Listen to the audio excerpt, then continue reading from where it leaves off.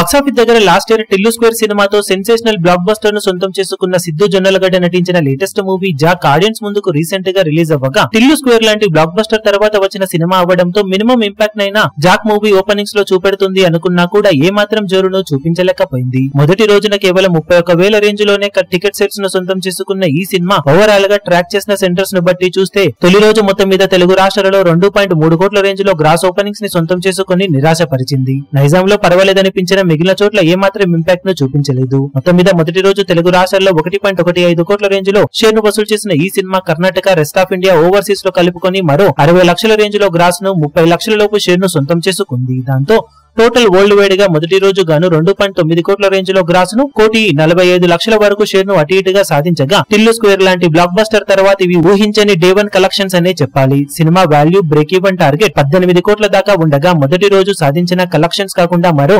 16.55 కోట్ల రేంజ్ లో షేర్ ను సినిమా అందుకోవాల్సిన అవసరం ఎంతైనా ఉంది. మరి బాక్సాఫీస్ దగ్గర లాంగ్ వీకెండ్ లో సినిమా ఏమైనా జోరును చూపించి ఎంతో కొంత కలెక్షన్ల పరంగా గ్రోత్ ను చూపించగలుగుతుందో లేదో చూడాలి. ఈ వీడియో మీకు నచ్చినట్లయితే లైక్ చేయండి, షేర్ చేయండి, ఛానల్ ను సబ్స్క్రైబ్ చేయడం మాత్రం మరవకండి. ఏ చిన్న అప్డేట్ ను మిస్ అవ్వకూడదు అనుకుంటే బెల్ ఐకాన్ ను ప్రెస్ చేయండి.